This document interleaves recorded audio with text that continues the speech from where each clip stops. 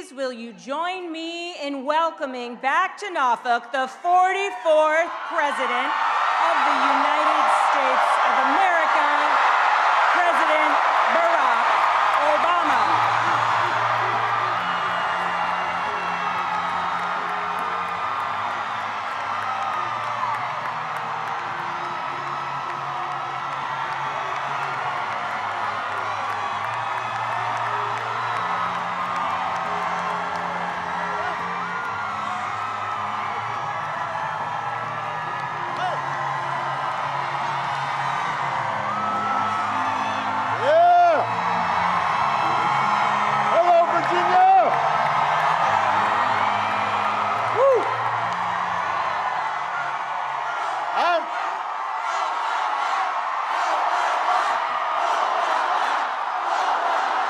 Thank you.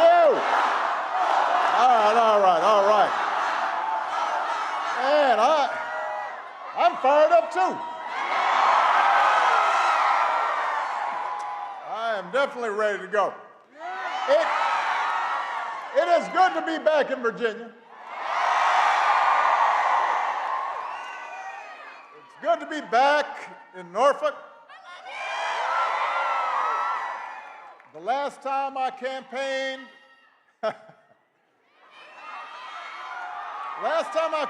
in Hampton Roads, I was running for re-election.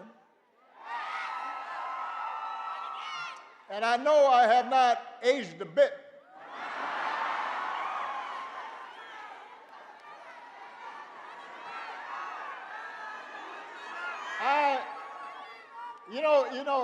It is an issue. You know you've been around a long time when you're in a photo line and some tall guy, with a beard comes up and you're taking a picture. What's your name? And then pulls out. He says, "This picture I want to show you. This is you holding me as a baby." And oh man, really? I'm old. But I am here today for a very important reason. I am here to ask you to vote for the next governor of Virginia, Abigail Spanberger.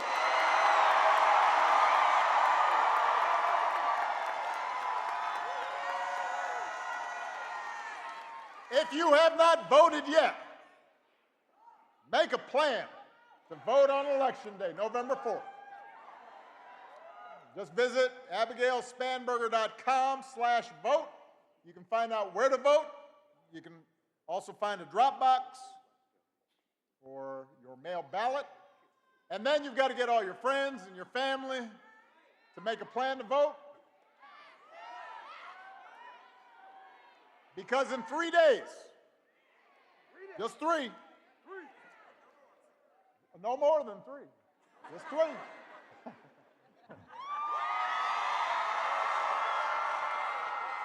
In 3 days, we have a chance to elect a leader who will help build a better, stronger, brighter future for Virginia.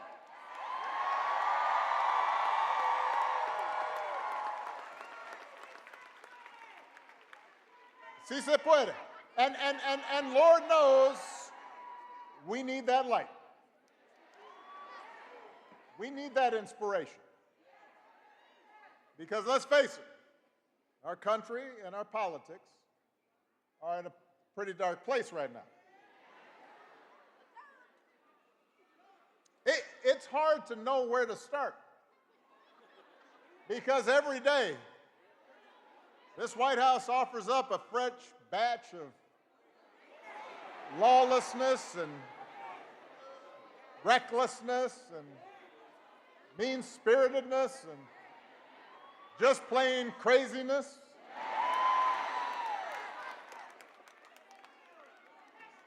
We got a president who thinks it's okay to use the Justice Department to go after his political opponents. Hey, wait, don't boo. Vote.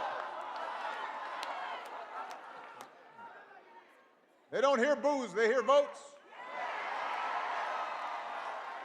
So we've got a president who replaces career prosecutors with loyalists who will do what he wants, and now he's telling them what he wants is for them to hand over millions of taxpayer dollars that he had to pay in expenses for previously violating the law.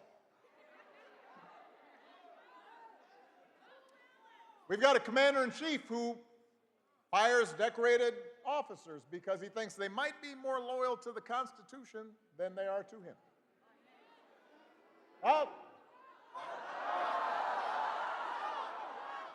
He's deploying the National Guard in American cities, claiming to stop crime waves that don't actually exist. We've got masked ICE agents pulling up in unmarked vans and grabbing people, including U.S. citizens, off the streets on the suspicion that they don't look like real Americans. We've got an HHS secretary who opposes proven science and promotes quack medicine.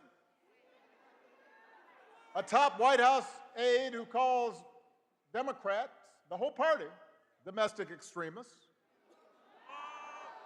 We've got some poor labor economist who got fired for accurately reporting bad jobs numbers that the president didn't like. I mean, it's like every day is Halloween. Except it's all tricks and no treats.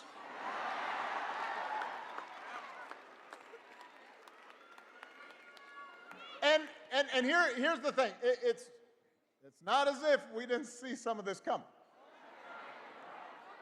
I will admit it's worse than even I expected, but I did warn y'all. I did. You can run the tape. And by the way, he warned you too, because he said what he was going to do. But the fact is, there were plenty of people who voted for Trump and the Republicans anyway. And it wasn't because they wanted to give up the right to free speech or see our public health systems torn down, but because they were understandably frustrated with inflation and gas prices and the difficulty of affording a home and worries about their children's future, and so they were willing to take a chance. Now, 9 months later, you got to ask yourself, has any of that gotten better? Is the economy working better for you? Because it sure has gotten better for Trump and his family. You know, since he's been in office, the whole crypto business and other ventures have made hundreds of millions of dollars, including from foreign nationals and rich folks investing because they want to stay in the president's good graces. The economy has been really good for some of Trump's billionaire pals and for finance bros and well-connected corporations who've seen their tax bills go down and don't have to worry about all these pesky regulators anymore. But for ordinary families, costs haven't gone down, they've gone up, partly thanks to this shambolic tariff policy. Young people trying to get a start in life are having a tougher time than ever finding a job. Entry-level hiring is down 16% from last year. Hundreds of thousands of federal employees, including a lot of people here in Virginia, have lost their jobs to pay for those billionaire tax cuts. We're talking about people who have dedicated their lives to public service, who make the country work. Healthcare premiums for millions of people are about to double or even triple next year. Meanwhile, the government is shut down, and the Republicans who currently are in charge of Congress, they're not even pretending to solve the problem. They have not even been showing up to work. Not in session. Where are you? What are you doing? And As for the president, he has been focused on critical issues like paving over the Rose Garden so folks don't get mud on their shoes, and gold plating the Oval Office and building a $300 million ballroom. So, Virginia, here's the good news. If you can't visit a doctor, don't worry. He will save you a dance. And if you don't get an invitation to the next White House shindig, you can always watch the festivities and all the beautiful people on Truth Social.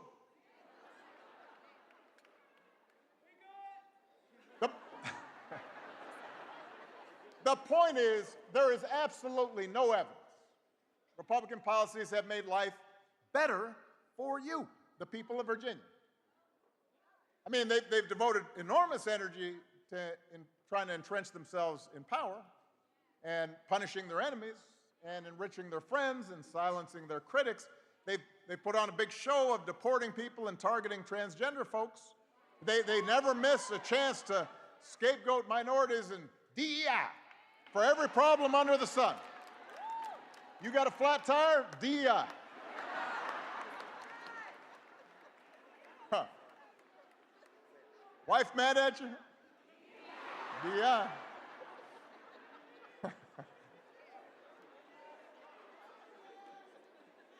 What they have not devoted energy to is helping you. They have not put forward serious proposals to lower housing costs or make groceries more affordable. They haven't improved our schools. They haven't made health care more accessible. They haven't shortened your commute or prepared young people for the future where AI might take their job. And all the nonsense we see on the news every day, the over-the-top rhetoric, the fabricated conspiracies, the weird videos of a U.S. president with a crown on his head flying a fighter jet and dumping poop on protesting citizens, all of that is designed to distract you from the fact that your situation has not gotten better.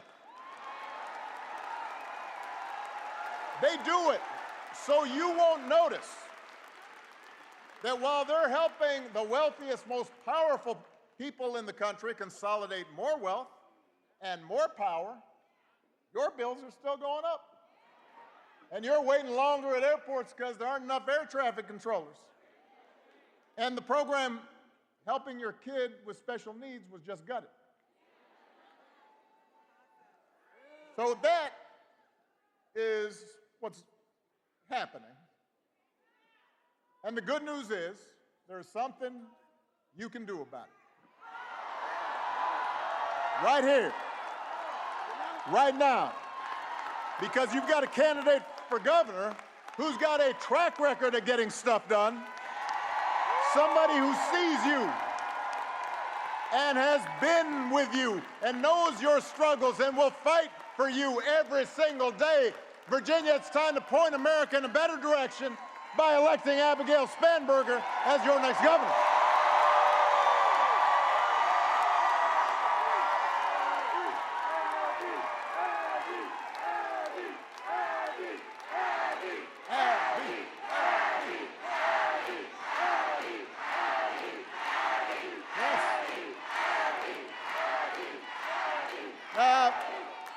Now, listen, Abigail doesn't go around bragging about herself all the time, talking about how I'm great. But she's great.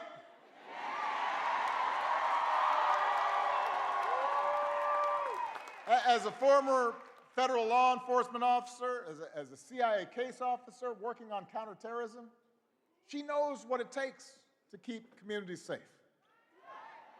As the mom of 3 kids in Virginia public schools, you know she cares about helping every child and helping every teacher succeed. As a member of Congress, she was a workhorse, not a show horse, fighting to lower prescription drug costs, giving veterans the support they deserve. Abigail does not just say the right thing as your governor, she will do the right thing.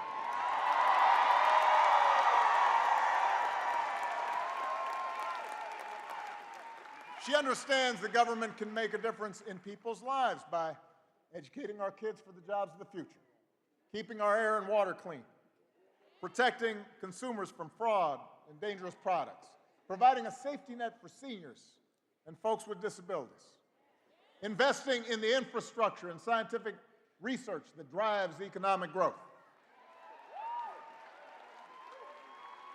But Abby also knows that good intentions aren't enough. She understands that we can't afford to waste taxpayer dollars on programs that don't work. And she understands that instead of just trying to tear government down, it's her job to make it work better. So Abigail has real, practical plans to grow the economy and strengthen Virginia's schools and lower the cost of everything from housing to health care to energy. And she is willing to reach across the aisle to make it happen. She has shown that she can do it. Abigail is ranked as the most bipartisan member of Congress from the Commonwealth. She's had bills signed into law by both President Trump and President Biden. That is not easy to do.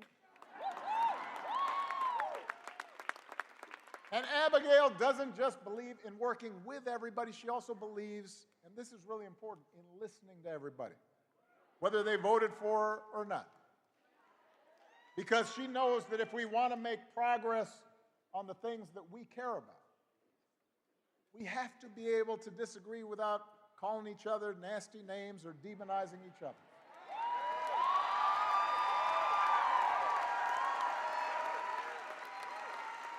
So at a time when our politics feels broken, we need desperately leaders like Abigail, public servants who are in it for the right reasons and are focused on the future, and who will always stay connected to the people they were elected to serve.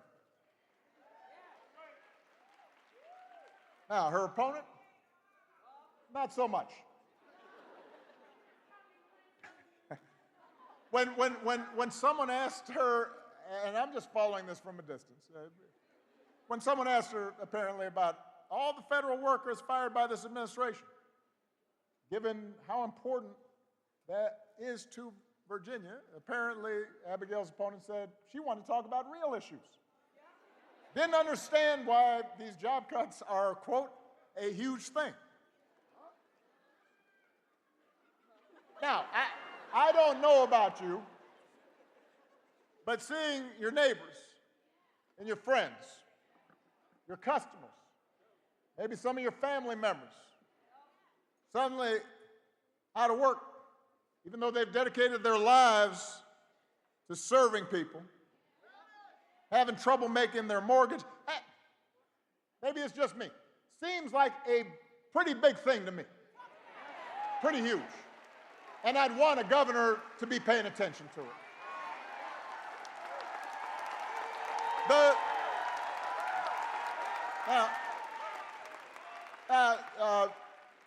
Abigail's opponent does seem to care a lot about what Trump and his cronies are doing. And she's praised the Republican tax law that would raise the cost of health care and housing and energy here in Virginia. She supported bills that would strip funding from Virginia public schools. She says she's morally opposed to protecting reproductive rights, says she will do everything in her power to cut off access to abortion.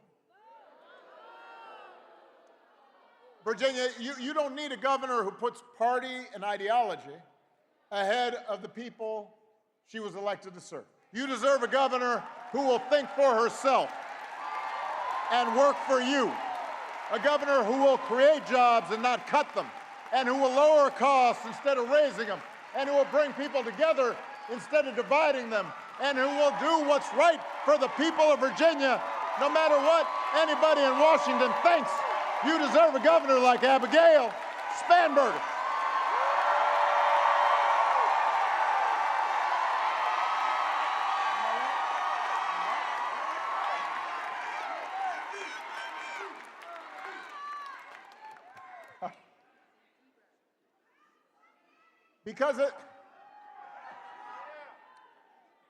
I'm going to bring it down here for a second.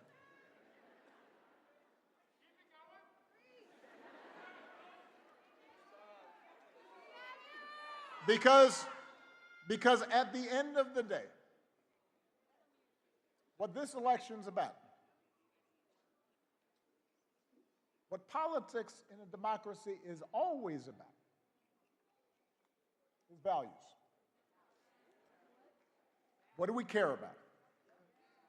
What do we believe? What do we prioritize? What are our core convictions? You know, a lot of people have asked me lately whether I'm surprised by the direction the country's taken. And even though I am the hope and change guy,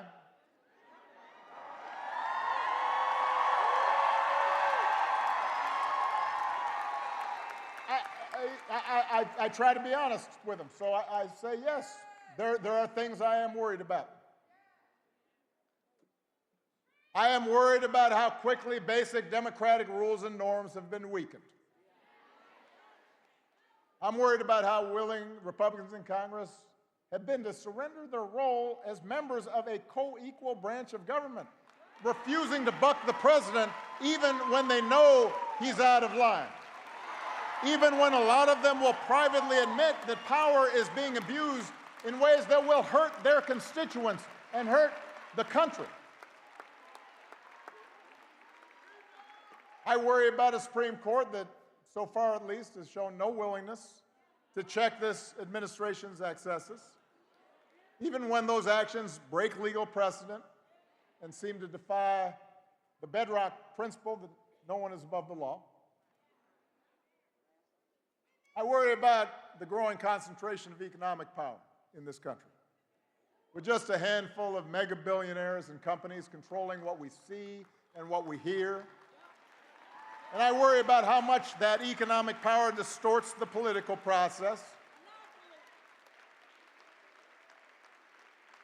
I worry about how readily not just business leaders, but others with influence in law firms and universities have been willing to bend the knee to this president's autocratic impulses to avoid retribution or protect profits or simply to avoid controversy.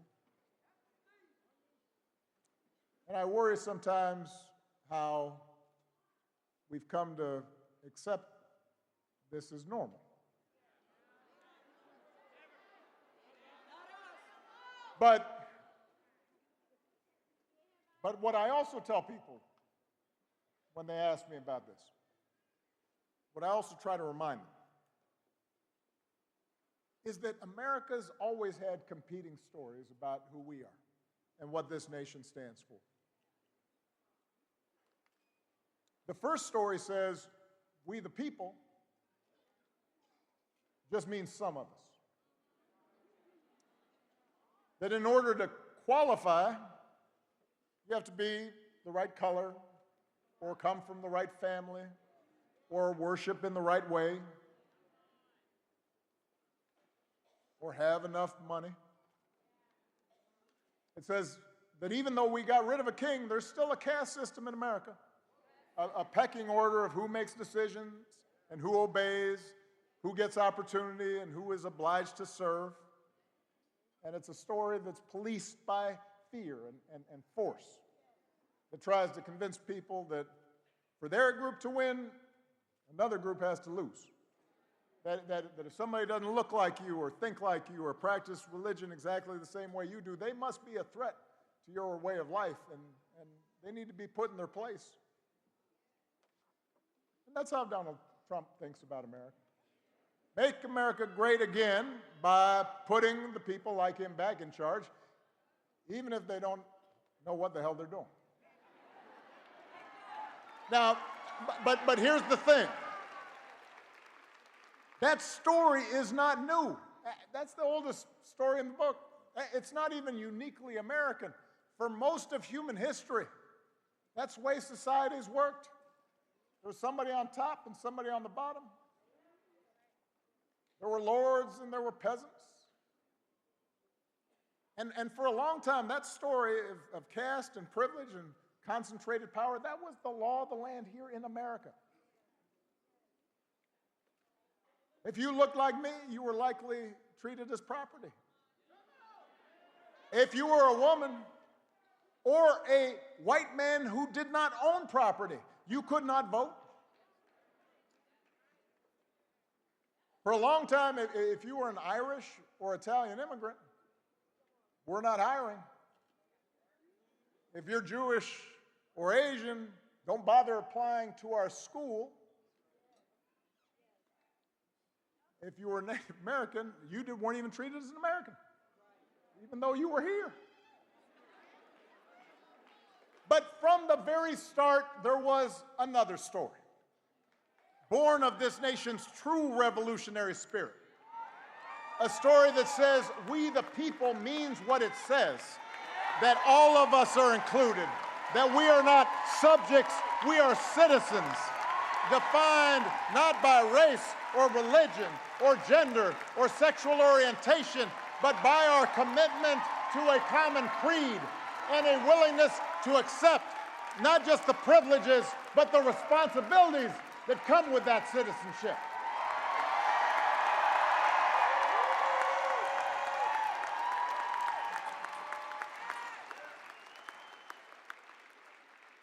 That's what made the American experiment unique. That's what made us special. And through generations of struggle and sacrifice, through the faith of abolitionists and the struggle of suffragists, through a civil war and civil rights protests, through union organizing drives and government reforms and investment in public education, we moved closer to those founding ideas. And in the process, we inspired the world. And that's the story I believe in, Virginia. I believe in an America in which we all deserve equal protection under the law and nobody is above the law. I believe in an America where every child has a chance at a good education and anybody who's willing to work and find a job or start a business and make a decent living. An America where opportunity isn't just reserved for those who were born into privilege or happen to have the right connections. I believe in an America where we don't fear each other, but look out for each other. And if we want that story to continue, if we believe in that better story, we need leaders who believe in it too. We need leaders who will tell the truth and who will take responsibility and tackle hard problems and bring people together instead of tearing them apart. We need leaders who won't serve bosses in Washington or big corporate donors, but instead will serve the people who put them there. Virginia, we need leaders like Abigail Spanberger.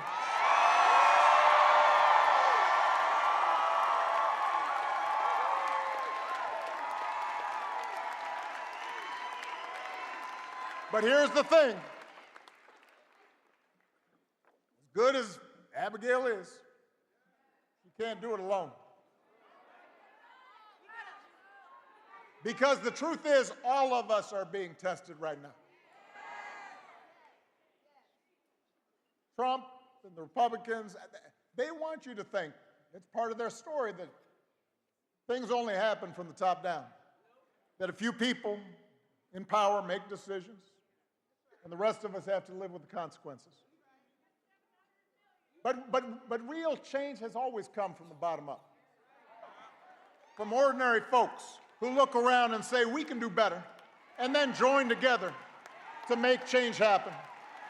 So it's up to us as citizens to stand up for the values we hold dear. If we want a country that believes in free speech and the rule of law, then we have to fight for it, even when it's hard or inconvenient. If we are opposed to violence against people we disagree with or who look a certain way, then we have to speak out when those values are violated. If we believe in honesty and hard work and treating other people the way we want to be treated, then we have to model it in our own lives, in our workplaces, in our schools, our neighborhoods, our places of worship. And if we want a government that is responsive and honest, that works for the many and not just the few, then we have to get out there and vote for it.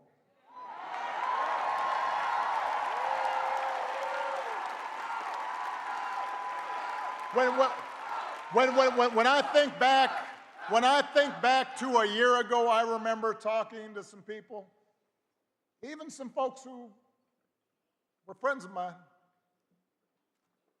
who would say, you know what, this election doesn't matter all that much. That whoever the next president ended up being, it wasn't going to matter to them. If nothing else, the last 9 months should have cured us of that idea. Because the stakes are now clear. We don't need to speculate about the dangers to our democracy. We don't need to wonder about whether vulnerable people are going to be hurt. Or ask ourselves how much more coarse and mean our culture can become.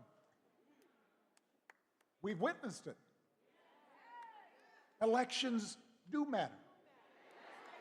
And they matter for you. People in power may be counting on your citizens. They want you to think there's nothing you can do. Nothing to stop them. Because they know once that thought worms into your head, they've won. But if there's one thing history has taught us, it is the most important office in a democracy is not president or even governor, it's the office of citizen. We all have more power than we think. We just have to use it. So if you believe in that better story of America, do not sit this one out. Vote for leaders like Abigail who believe it too, leaders who care about your freedoms and will fight for your rights, and who will go to work every day to try to make your life just a little bit better. And then get your friends and family members, your neighbors and coworkers to vote too. Because if we do that, not only will we elect Abigail Spanberger, your next governor,